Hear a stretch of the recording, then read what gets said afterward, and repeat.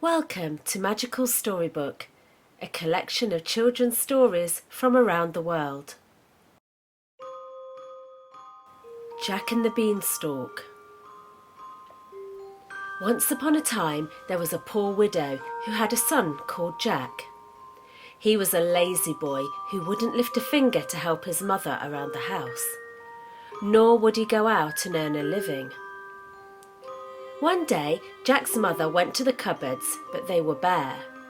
There was nothing left to eat in the house, so she decided to send Jack to the market with their cow, so that he could sell her.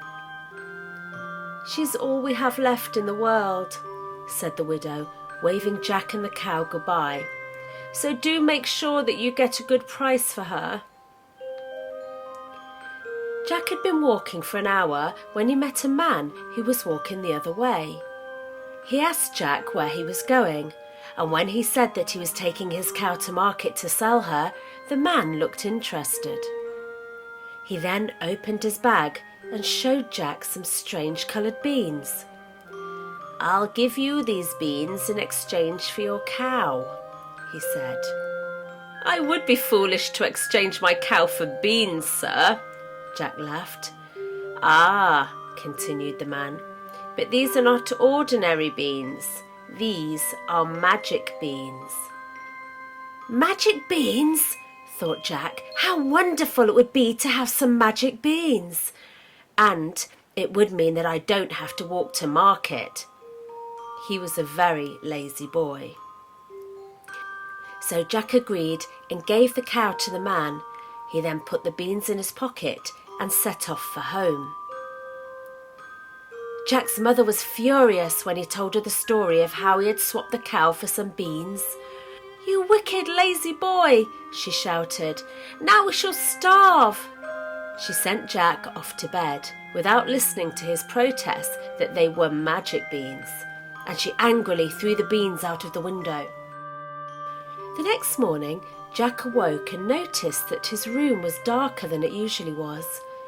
He rushed to the window and could hardly see out.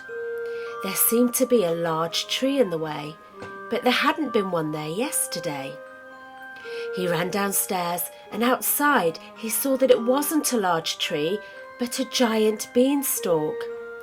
It was so tall that Jack couldn't see the top. "It's grown from the magic beans," Jack thought to himself, and he became very excited. He immediately began to climb the beanstalk, pulling himself up from twisted branch to twisted branch. He climbed all day, and even when he reached the clouds, he still couldn't see the top. Eventually, Jack did reach the top of the beanstalk, and there before him was a strange new world. A desolate, bare land with only a long winding road stretching off into the distance. Jack set off along the road until he came across an old lady. "Good morning, Jack," she said. Well, Jack was very surprised that she knew his name. The woman, seeing his surprised face, continued, "I know all about you, Jack. You are now in the land of the wicked ogre. When you were a baby, the ogre killed your father and stole all that he possessed. That is why your mother is now so poor. But if you want to get back your father's wealth, it's in the castle down the road." Jack was very scared, but he carried on walking down the road until it started to get dark. He was relieved when he saw the castle in the distance. He ran towards it and knocked on its gigantic door. He waited in the rain until eventually the door opened, and there stood a woman who looked startled when she saw Jack. "What do you want?" she asked nervously, looking behind her to make sure that no one was listening. "I've been walking all day and I'm very tired and hungry," explained Jack. "Please, would you give me some supper and a bed for the night?" "Oh, you poor boy," said the woman kindly. "Do you not know where you are? This is my husband's castle. He's an ogre and he eats people for his supper. You're in great danger here." But Jack looked so tired and weak that the ogre's wife led him into her kitchen. She warmed him in front of the fire before making him a hearty supper. Jack enjoyed his meal very much, but then suddenly the room began to shake. He heard the sound of heavy stamping feet on the floor, followed by 3 loud knocks. It was the ogre returning home. The ogre's wife began to shake with fear, and Jack too was terrified. "Quick!" shouted the ogre's wife. "You must hide in my oven!" Jack climbed into the large stone oven and hid while she went to let her husband in. The kitchen door crashed open and in walked the ogre, sniffing the air, and then he roared, "Fee, fi, fo, fum! I smell the blood of an Englishman. Be he alive or be he dead, I'll grind his bones to make my bread." "Oh, nonsense," said the ogre's wife, looking towards the oven to make sure that it was shut. "Here, let me get your supper." And then she laid a great meal on the table before her husband, and he began to eat. When the ogre had finished his meal, he shouted to his wife, "Bring me my hen." And the ogre placed the hen on the table and shouted, "Lay." Instantly, the hen lay a golden egg. "Again," commanded the ogre, and the hen laid another golden egg. Once he had 12 golden eggs on the table in front of him, the ogre was satisfied, and he fell asleep at the table, snoring so loudly that the castle shook. Now Jack had been watching all this through a gap in the oven door, and he was astonished. As soon as he heard the ogre snoring, he crept out of the oven, picked up the hen, and tiptoed out of the castle. With the hen tucked under his arm, Jack ran back down the long and winding road until he found the top of the beanstalk. He climbed down quickly and ran into the house. His mother was overjoyed to see him and hugged him tightly. Jack told her the story of the ogre and showed her the golden egg-laying hen, but she asked Jack to promise not to go back to the ogre's castle again, and he agreed.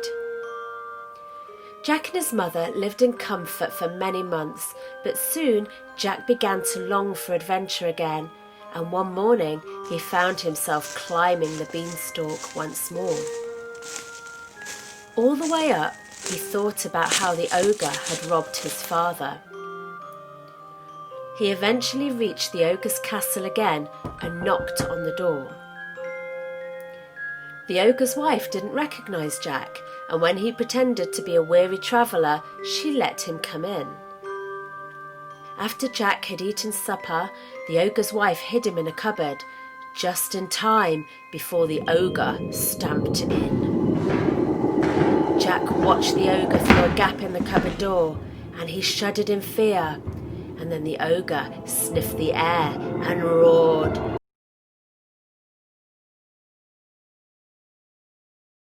"Fee, fi, fo, fum!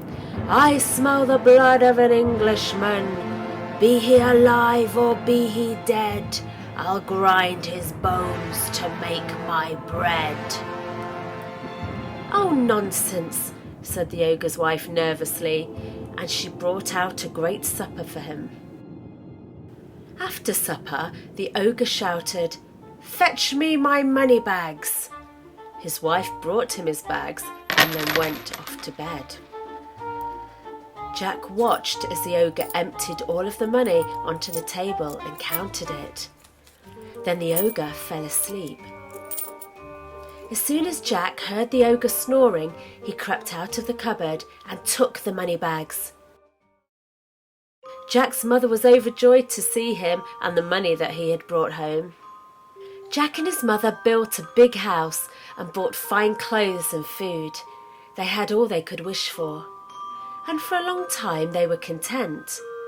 But one day, Jack longed for more adventure, and he was determined to visit the ogre's castle once more.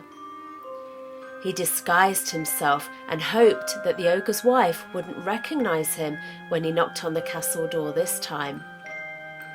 And she didn't recognise Jack, but when he asked her to take pity on him and give him a night's lodging, she cried, "No, no! The last 2 boys I took pity on and let in the castle stole my husband's magical hen and money bags. You cannot come in." But Jack begged and begged, until soon the ogre's wife took pity on him and invited him in.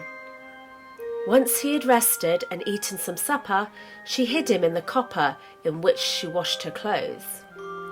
Soon the ogre came home and sniffed the air, roaring, "Fee, fi, fo, fum! I smell the blood of an Englishman. Be he alive or be he dead, I'll grind his bones to make my bread." Once more the ogre's wife told him that he was dreaming and set out an enormous supper before him. Once the ogre was full, he shouted, "Bring me my harp!" And the ogre's wife brought him his harp and put it on the table in front of him. Then she went to bed. "Play!" roared the ogre, and the harp began to play the sweetest, most relaxing music all on its own. Jack had to stop himself falling asleep as he listened to the magical sound, but the ogre did start to snooze. But before he fell asleep, he ordered the harp to stop, and the room fell silent. As soon as Jack heard the loud snores of the ogre, he crept out of the copper and grabbed the harp. But as soon as he did so, the magical harp shouted, "Master! Master!" The ogre woke up and was furious to see Jack stealing his harp. Jack was terrified as the ogre bellowed, "You stole my hen and my money!" Jack ran, still carrying the harp, and the ogre staggered to his feet and ran after him. He ran down the long winding road with the ogre getting closer and closer, and all the way the harp shouted, "Master! Master!" Jack ran like he'd never run before. He reached the top of the beanstalk and scrambled down it, sliding most of the way. He looked up. The ogre was following him down. When he was near the bottom, he shouted to his mother to bring him an axe. And when he reached the bottom, he swung the axe with all his might, one blow after another, until the beanstalk started to collapse. Soon it toppled down and the ogre fell to the ground, letting out a mighty roar just before he hit the ground, dead. With the ogre dead and their wealth back where it belonged, Jack and his mother lived happily ever after. And you can find more magical stories at our website www.magical-storybook.com.